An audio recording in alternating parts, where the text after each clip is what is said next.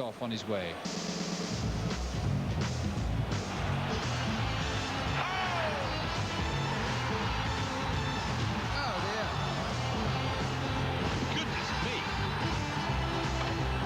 There. Hey, look at that! Have you ever seen anything like that? And here comes Hurst. He's got some people on the pitch. They think it's all over. It is now.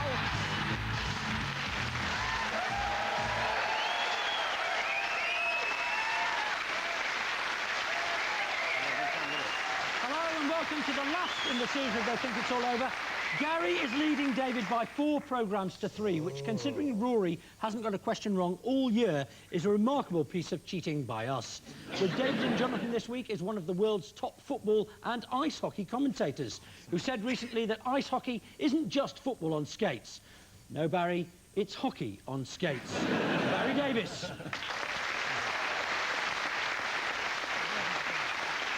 With Gary and Rory, we were going to have Leicester midfielder Robbie Savage, but the club have refused to let Robbie take part because it might make Leicester City look bad, as if they could look any worse.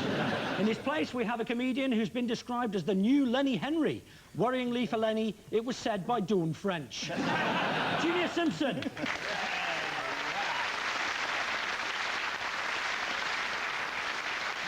According to the Daily Express this week, the US forces are still combing Afghanistan for a mysterious bearded lunatic. Well, they're looking in the wrong place. We start the week with the lies and damn lies of Sporting Bluff. Gary, Rory and Junior, your question concerns Britain's Winter Olympic heroine, Alex Coomber. Here she is winning her bronze medal in the skeleton bob in Utah. So here goes Alex Coomber for the last time. Round the final curve and to the finish. The last chance for Alex Coomber. She's in first place. And that means Great Britain has a medal. Now, Britain has no training facilities for your skeleton bob east. So what did Alex have to do instead? David's team. Alex Coomber trained on a fairground helter-skelter. Alternatively, Alex Coomber trained using a tea tray on a nearby main road. Or Alex Coomber trained using a doormat on her stairs. What a great sport that is, isn't it? You just run 3 yards and then lie there. You could do that. Yeah. You did do that, Gary, for Spurs. Alex Coomber, I believe, she's in the armed... Is she in the Air Force? A flying officer. Oh, really? Yeah. RAF. I've been out with some girls who are RAF. Rough as You were still lucky. I didn't know she was in the RAF because that was the one thing I was going to go for, because originally when I left school I was going to go into the Navy until I realised we spent a lot of time on boats, and then as a black person, you know, we don't like boats. Because the first time we got on one, we didn't get home for 400 years. I left that alone. Before we go any further, can I just say how honoured I am, ladies and gentlemen, to be on a team with an actual legend, Montgomery Burns from The Simpsons, ladies and gentlemen. God bless you, and I never knew you were real even. I love your work. Thank you for employing my husband. You're in The Simpsons. You're not in The Simpsons. I'm not in The Simpsons. You're not part of The Simpsons. No. We've got no Bart, we've got no Homer. We do have a Marge who sings Macy Gray songs all the time. She just sits in the corner and goes, Can't try to say goodbye and I choke. Try to walk away and I stumble. I think it's a tin tray. She probably had some sort of wheelie device underneath it, did she, like a skateboard? Right, so you think that David was telling the truth. Let's see if you're right. Never wrong Rory, Never wrong Rory. Yes, Rory gets it right yet again. David had the correct answer. Alex Coomber trained on a road for the highly dangerous skeleton bob event using a tea tray with a skateboard wheels and the handles from a disabled toilet. Alex Coomber has brought a whole new meaning to the phrase good on a skeleton. Previously, it was a reference to David Beckham's sex life. David, Jonathan and Barry, your question is about our absentee guest, Robbie Savage, and his teammate at Leicester City, the cabby's favourite, Dennis Wise. Leicester still pushing forward, trying to get back in the match. Davidson, Wise! That's his first goal for Leicester, Dennis Wise. And Robbie Savage wraps up the points. It's 4-2 to Leicester City. We'd like to know why Robbie and Dennis had a recent falling out, Gary's team. Robbie and Dennis had a row over a restaurant meal. Robbie and Dennis had a row over a teddy bear. Robbie and Dennis had a row over a book. Can I just congratulate the researchers there for finding 2 Leicester City goals? In colour, too. Very good! Yeah.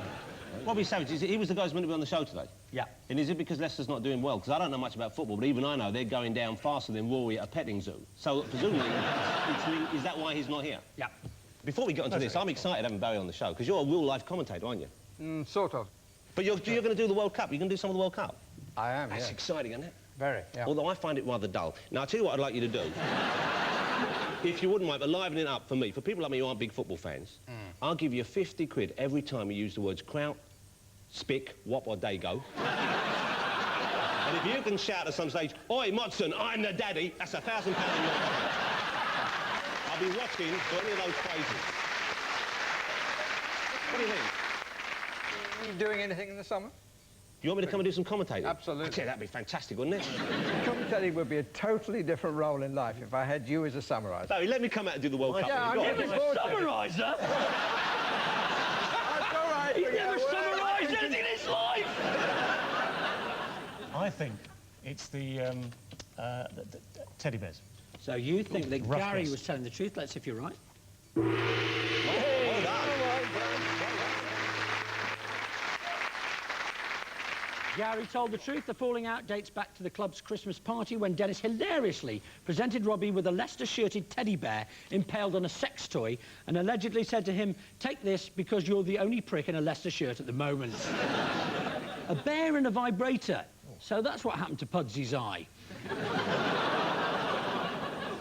In all their history, Leicester City have never won the FA Cup. The closest they've come to it is seeing Gary in silhouette.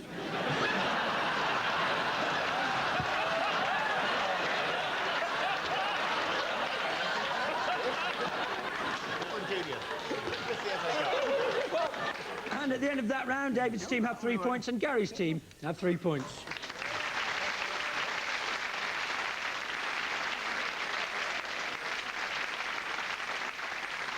Time now to rack our brains as we try to figure out what's going on. David's team, we take you back to the opening ceremony of the Winter Olympics in Salt Lake City.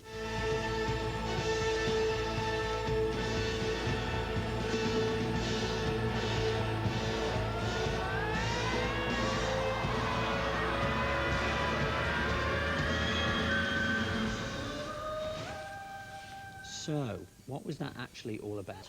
Is that the sweet dream that Jonathan King has every night? Oh, off then. What'd you expect? Question of sports next door. But Barry, the Winter Olympics, we do find it a bit tedious. What about during the skiing? What's the most important thing, do you think? Speed or caffeine to stay awake? To be honest, though, the only reason we watch things like, you know, the slalom and all that, you know, the downhill skiing and whatever, is for the falls. We don't give a flying airborne and sexual encounter who actually wins. We want to see a man fall down, broke his neck, right, and is carried off by the ambulance. That's entertainment. You can take the man out of Hackney, but you can't take Hackney out of the man, can you? Can we have a look at a clip of that again, of the ice skating folder roll? Is this the controversial new West End musical, Ku Klux Klan on Ice? That's a scene from Don't Look Now, the musical. Yeah. About you know what the answer is. What's the answer? This is a young skater taking part in a sequence at the opening ceremony which set up the whole theme of the games. He was the child of light, and he was looking for what you find at the drop of a hat, the fire within. Yeah, it was as boring as that. 3 points.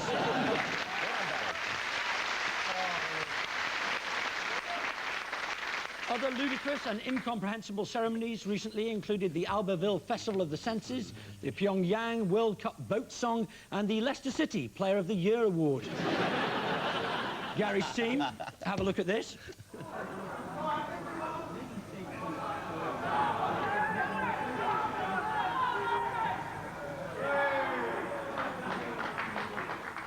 Now, you'll recognise that unforgettable clash between Millwall reserves and Bournemouth reserves.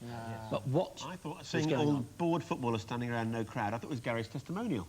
Did you have a testimonial?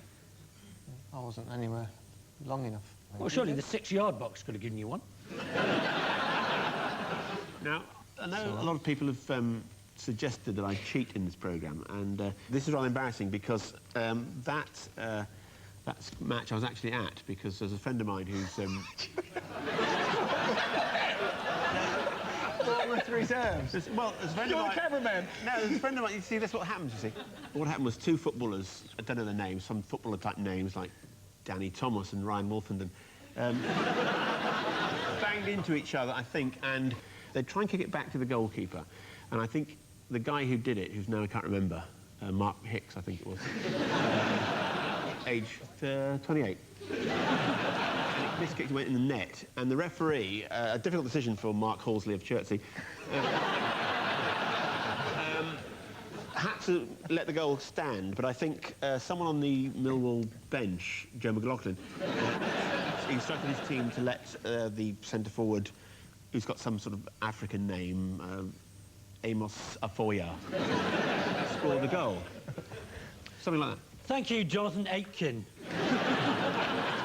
It's totally correct, but rather than give you the 3 points, I think I'm going to minus 3 points from your team, and we're going to give David's team 20 points. Gary didn't know Aitken.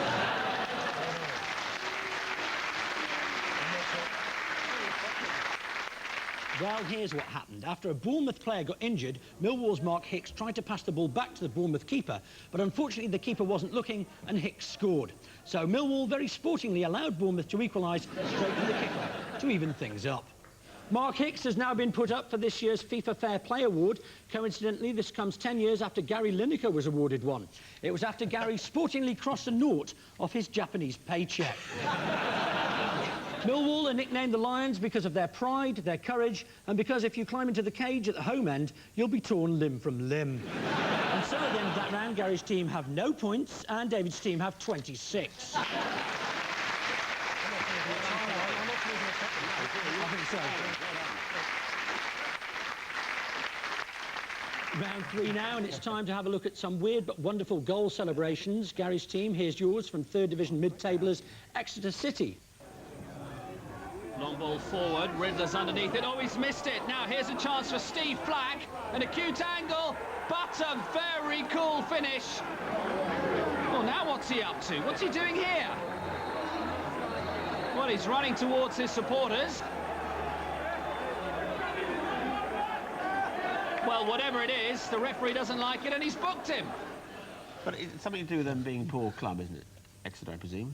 What do you think, boys? Very poor. Apparently the director's box is cardboard. The nickname, Exeter's nickname was the Grecians. The Grecians. What's a Grecian urn? Not very much by the looks Thank you of very it. much. That was always going to come out, that one. That's it. Well, cap in hand to the crowd, I would have thought. For what particular reason? I don't know, I just need 20-odd points. Is this the lack of spirit that we've come to expect from the Britain's premier salesman of shoddy, second-rate, potato-based snack products? I think yes. I think yes. Shut up. If we tell you now, you'll accuse us of cheating. So we've decided not to answer this question on the grounds that you tell us we're cheating anyway. OK, well, as the score's 26-0, I'll hand it across, OK? No, we don't want any more points. In fact, I'd like... This is the same David Gow who often said, we don't need any more runs. Put back for lunch now. The answer is that Exeter players weren't getting their wages. Here's Flacky himself to fill us in. We hadn't been paid by Exeter City Football Club, so I went cap in hand gesture to our supporters for a bit of loose change. Come on, Gary, you must have a spare bob or two. Relax, Gary, it's right. You're only joking. Exeter are now in such dire straits that everything hangs on this Saturday's result. 5 numbers and a bonus ball, and they'll be OK. David's team is over to Spain for you. Here's Wunderkind, Jose Antonio Reyes, scoring a great goal for Sevilla against Valladolid. Here's Jose Antonio Reyes picking the ball up in the centre of the field. Oh, what a run from the teenager. Is anyone going to stop him? Reyes! It's 2-0, and that's a sensational goal. A magnificent goal. Oh, hang on, what's Manchester Ronaldo doing down there?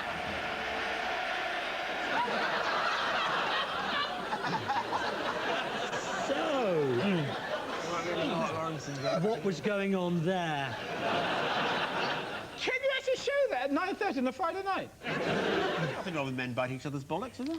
I didn't go to private school.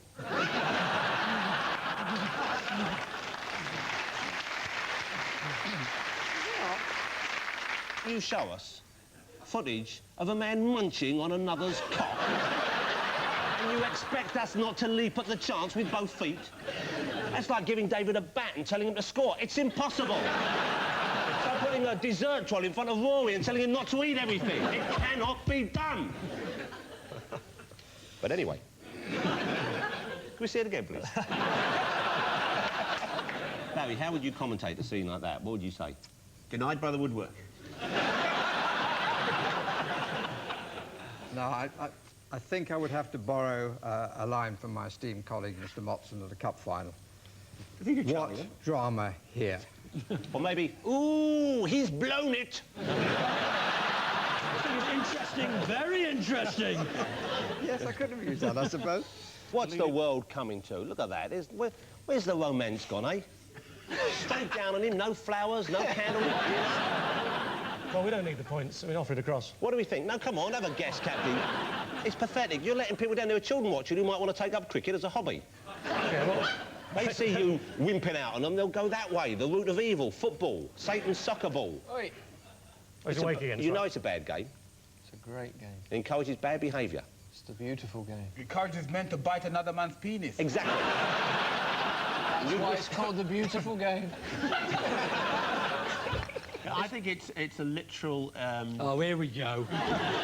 I think there's an old Spanish idiom which literally translated means, you know, I respect you, I kiss your cojones. You know, I worship your genitals and things. Is the correct answer. Oh. So, we'll give you half a point for that. Let's ask number one Spanish football pundit, Guillem Balaguer. In the last training session before the match, Gallardo, the eating man, told Reyes, the goal scorer, that if he scored a goal, he was going to eat his bollocks. That, in the south of Spain, it only means that he was going to congratulate him. Reyes never thought that actually that was what he was going to do. So it appears a charming Spanish colloquialism for congratulations was taken all too seriously, which makes you wonder just how many men has Jordan congratulated over the years. Do you think that's what Cliff Richard was singing about all those years ago? Congratulations. Because he had a kind of desperate and needy look in his eye at the time, didn't he? And at the end of that round, Gary's team have half a point and David's team have 26. Oh.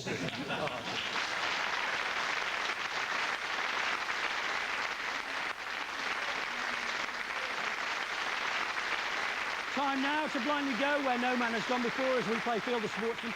David and Jonathan, you're up first this week if you'd like to take your positions. Oh, You'll have 90 seconds to figure out who's at your fingertips. I'll tell you what. After last week, when I enjoyed myself with the lady sumo, I'm going to strip for action. Oh.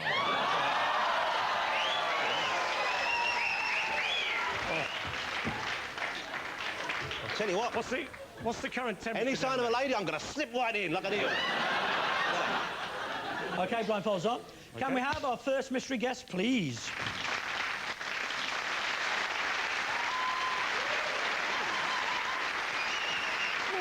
What did you say?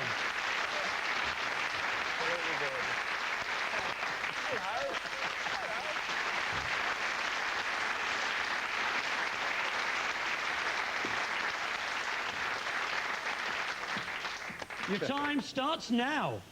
Wait, It's all sticky. I'll give you a hand, boys. Someone stand No, it. you sit down! Are you sure? Sit down! I'll give him a hand. Sit down! Sit down! Tell you what. I think that sumo left a finger here last week. Boys! Hold on! It's Carly Malone! Oh, I don't know. I think it's... What's happening? You all right? Are you down? Get off. That's my leg, you pervert. Is it Robbie Savage? Well, is it? I'll tell you what, though, this area needs attention. What's going on? Well, I am merely doing my job. I'm a doctor. I'm now going to take the temperature. It's a skater, and the hand behind her is probably ski. Is it a lady skater? Speed, yes. Speed skater. The British champion speed skater. Sarah Lindsay!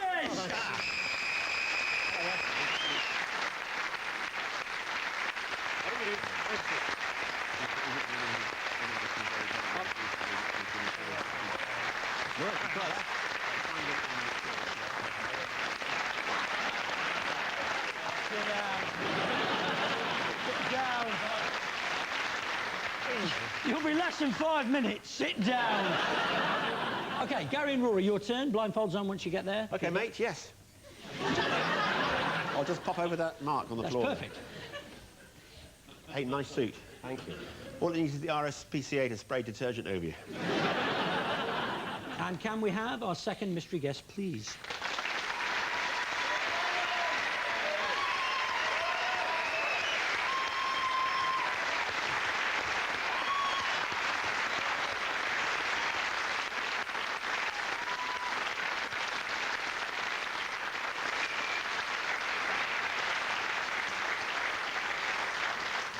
OK, and your time starts now.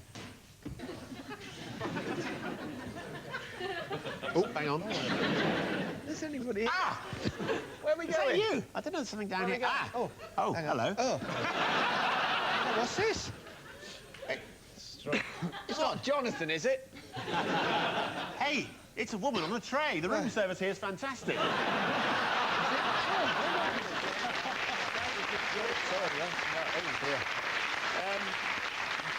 Yeah. What's up here? It's not the plucky Queen Mother trying to get to Cheltenham, is it? God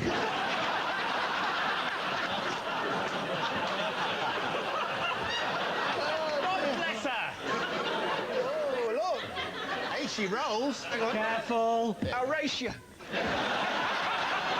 Hey, Gary, I have an idea. Where? What?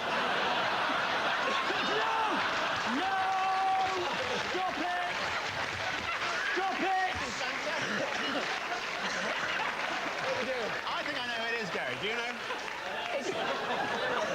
It's not the Christmas show. Oh, yes, it is.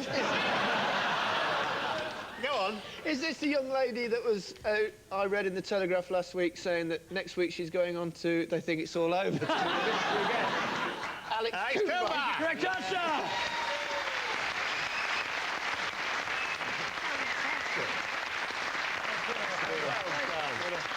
Congratulations. Thank you. How was it for you? I'll tell you what, she deserved more than a bronze medal for that. OK, and at the end of that round, Gary's team have 3.5 and David's team have 29.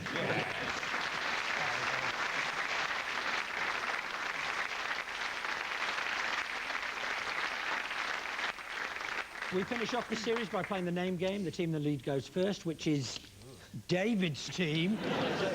Pass those along to Jonathan, please. Thank you very much. Pleasure. As many names as you can. OK, darling. Starting now. This was the thing we saw earlier, the little kid on skates going around like Jonathan King's dream. Child of light. The child of light, God bless you. All right.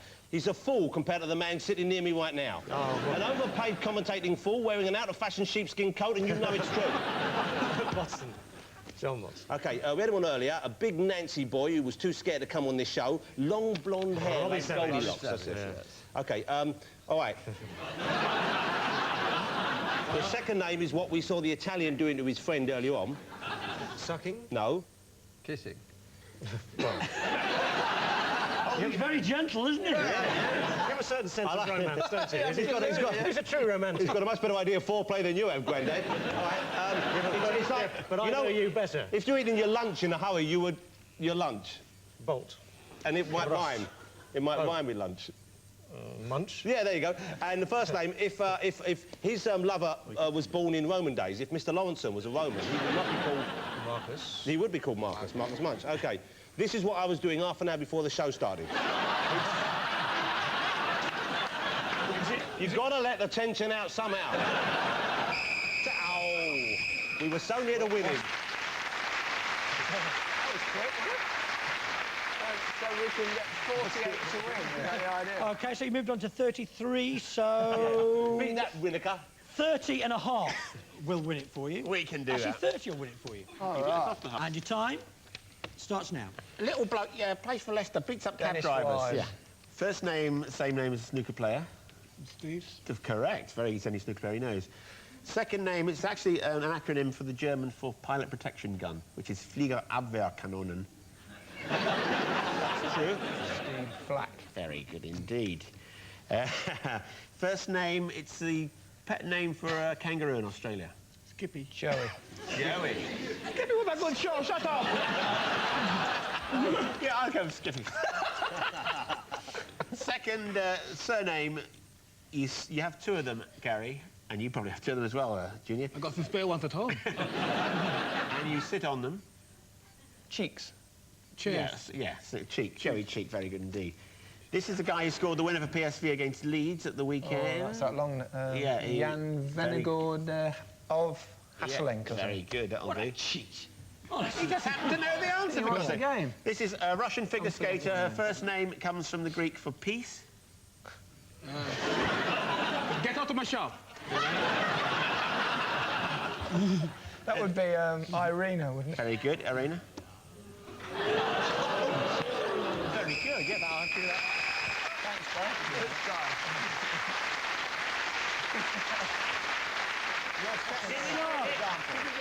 So Gary's team have 7.5, but David's team have 33, which means that David's team are the winners, which means that the series score is 4-all, which in turn means it's tie-break time. Now, in honour of our Winter Olympic medalists, we're going to ask Gary and David to race each other on the skeleton bob. That is, these two tea trays with skateboard wheels. OK, if you pass that along to David, please. That's for Gary. We also have helmets and gloves for you. You know you want this, don't you? There you go. If you take positions up at the top of the ramps here, there's a start line for both of you. And we have a finish post here. Okay, put it up. Hang on. Off you go. Where do we put these on? Round the back?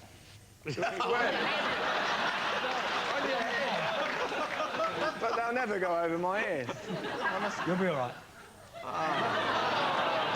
Hello. You must have heard this before. Don't take time putting your helmet on. You'll be back in a minute.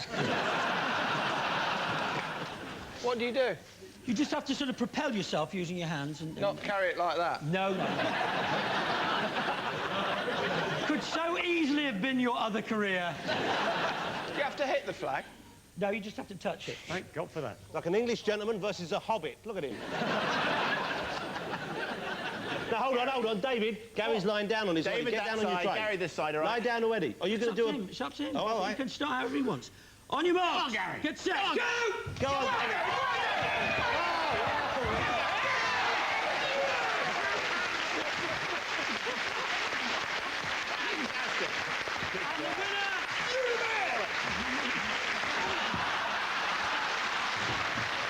And the winner is Gary's team. Gary's team is the winner.